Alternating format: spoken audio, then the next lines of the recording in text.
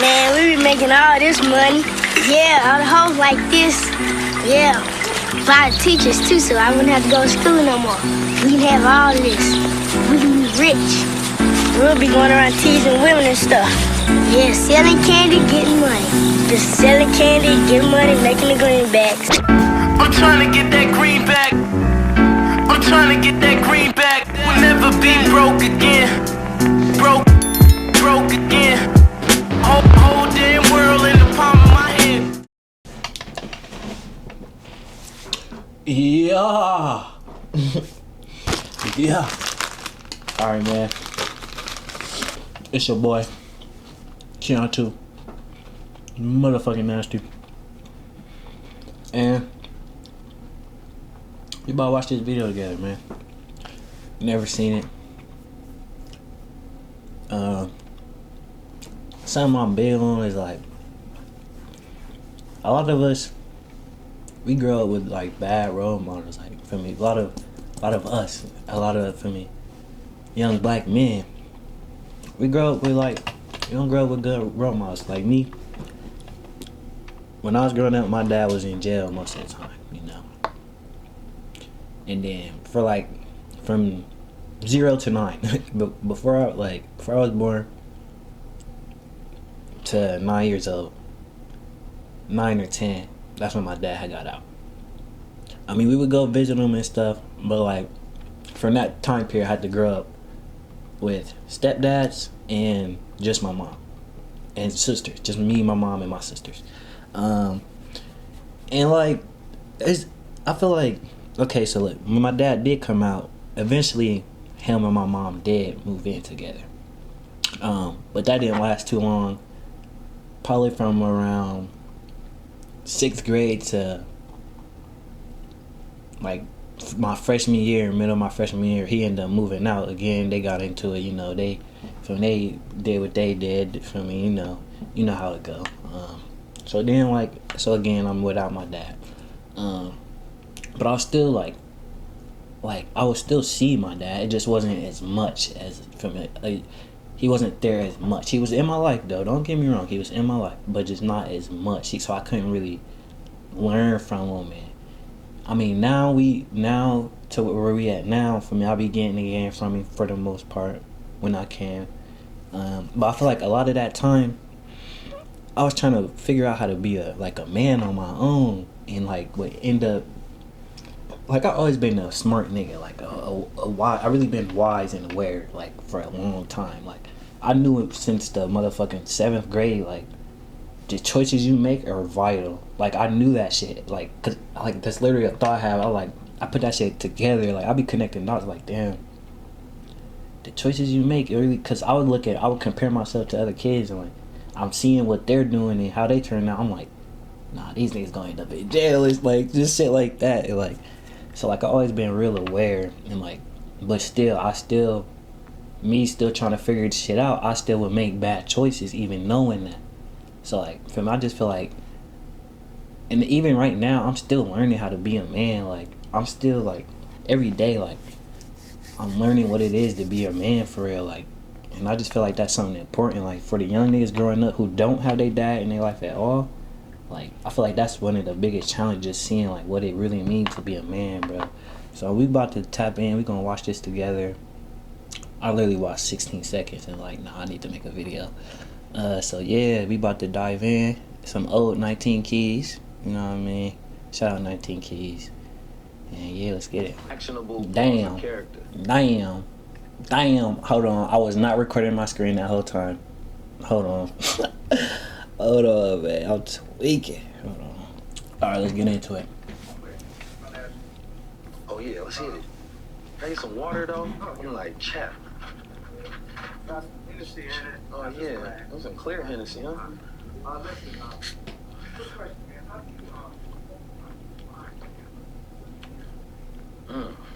That's good. You trying to hit me with it today, huh? Yeah. Manhood. It's funny because I don't think most people know what manhood is.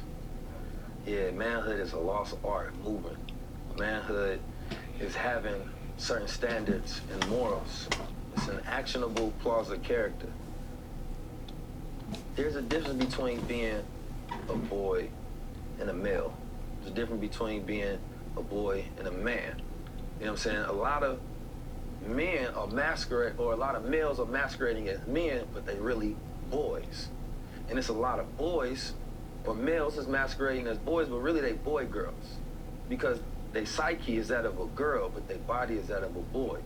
You know what I'm saying? So when you want to deal with that, you have to deal with masculinity. The reason a lot of men like to go from women to women is because of the process of power. Masculinity wants power. So a man that's masculine doesn't want to be oppressed. When they said in slavery time, the hardest slaves that they had to deal with was the masculine ones. You know what I mean? Because the masculine ones want power. They can't be under oppression. So what happens is you have to feminize them first. You have to get them to not want power, to give that up. Instead, they become dependent upon you. Masculinity is really the foundations of what manhood is built upon. But manhood goes into same thing, let's say the God protocol, there's a man protocol to calling yourself a man. There are certain things that you have to do. You can look at the old set of things that men started, you know what I mean? Becoming a protector, becoming a provider, you know, having knowledge and skills. It's hard to be a man in a certain sense in today's age because everything is so comfortable. There's a day when men had skills and they had things like mechanical skills and stuff like that. You know what I mean? They had real things that they'd do with their hand and they'd build. You know what I mean? That was that part of becoming a man, was obtaining those skills and growing within yourself and becoming a giver. A man is a giver. You ever had somebody give you something and since you want to receive it and you really don't appreciate it much, or you giving somebody else something and you like, why the fuck they don't appreciate this shit? I'm always giving them something. That's because if they a man, they can't appreciate it because you want to be the one that gives. You know what I'm saying? It's almost impossible for you to appreciate because you want to give. Once you become the breadwinner and you giving, it's part of your makeup to want to be able to give more and more. That shit feel good.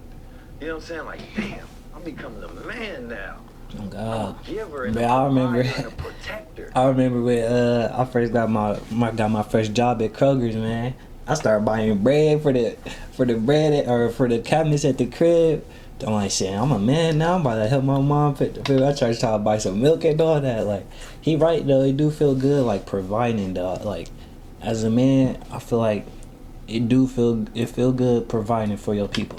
That's like that'd be one of my main goals. Like, put on for my people, provide for my family. I'm trying to do big things. Trying to retire Mom Dukes. Trying to put my nana in the crib. Get nana up out them apartments. All that, man. You know what I'm saying? I'm a teacher.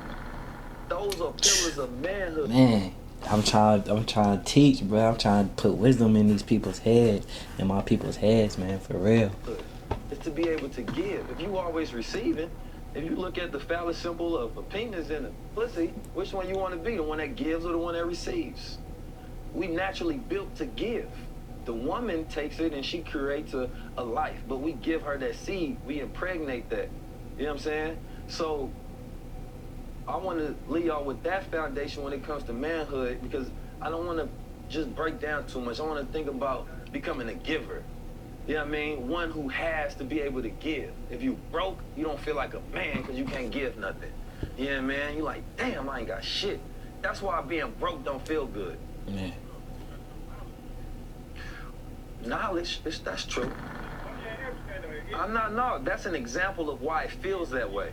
I'm not saying that's the 100% scope of it, but that's why it feels. Because if you got children that's starving, you ain't gonna give them knowledge to feed them. You know what I'm saying? You gotta actually come to the table and put something on it. I don't care how smart of a genius you are. If you don't work, a man works. You know what I mean? No matter what it is. You know what I mean? I'm glad you said that, because if you're not working, you're not a man. You got to be working on something. You got to be working on yourself. You got to be working on your ideas. Even a genius that doesn't work is useless. You know what I mean? And so work is the solution and the cure for everything. When there's a disease, what they do, they work upon it. They get their mind going. You know what I'm saying? You have to work on everything. If you think about work as the solution, when I don't have money and things of that nature, I put myself to work. You know what I mean? Because while I'm working, things happen.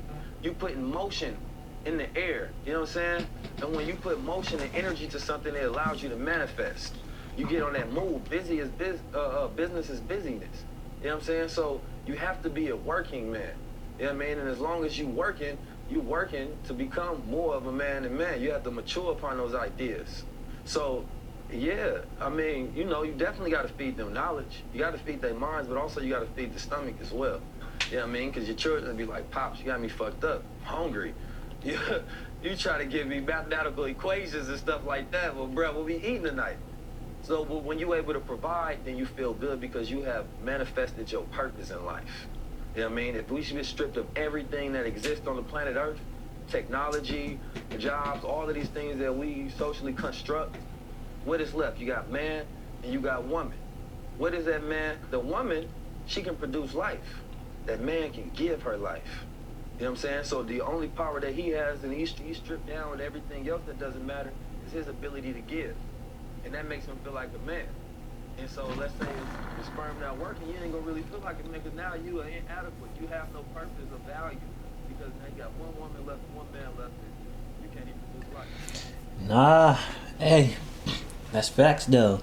He said something that was key. A man provides, but I feel like every single human's purpose on this world is to serve, is to provide a service or take care of their people. Like I was reading this book earlier, and they was hitting on some shit, man. Hold on, the book is called The Science of Self-Realization. And I had to highlight some stuff because it was just smacking. Let me see. Alright, look, I'm gonna start right here.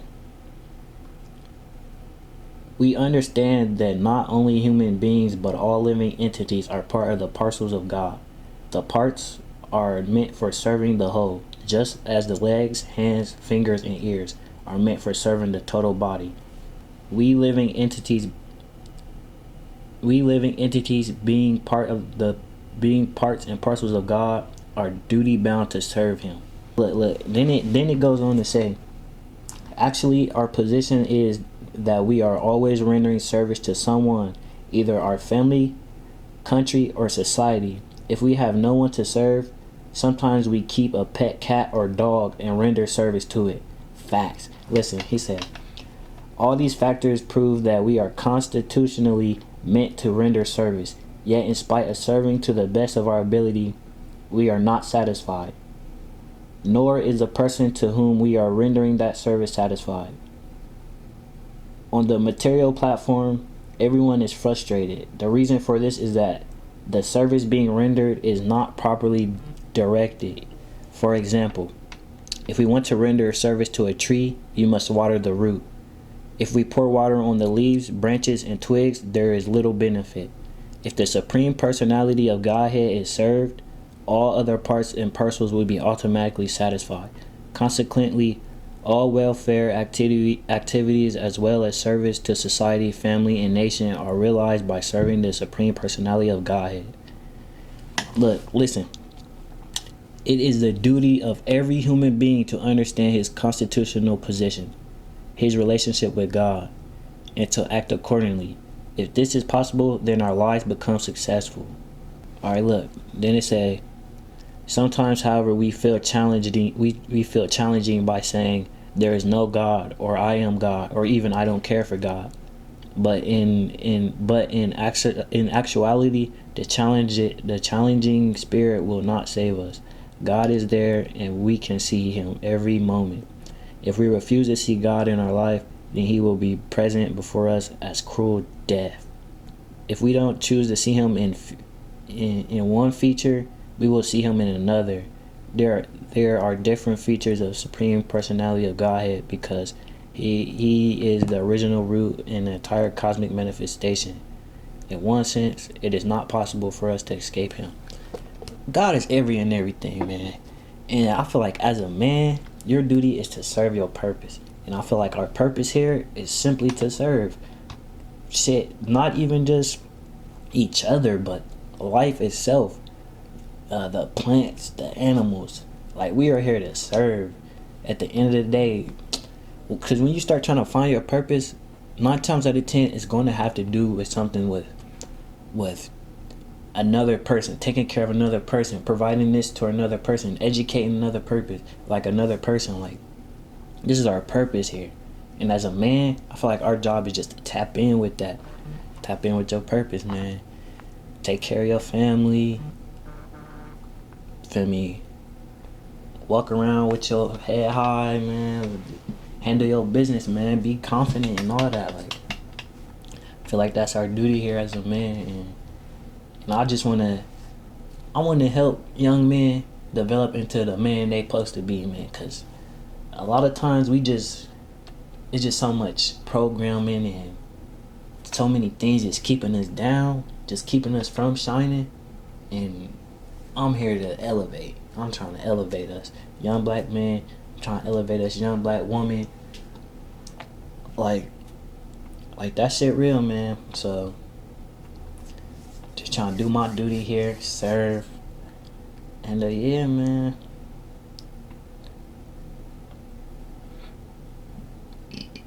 I was listening to this little thing last night, and it didn't even go even to being a woman. Like, we can even talk about womanhood and how manhood go into womanhood. Cause like, as a man, your daughter, like the way your daughter learns how she should be valued by another man is how you value her.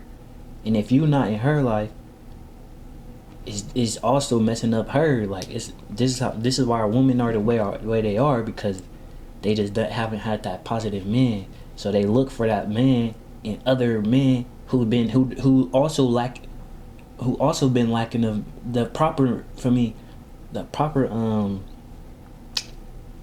what the fuck is the word? The proper representation of a man or whatever.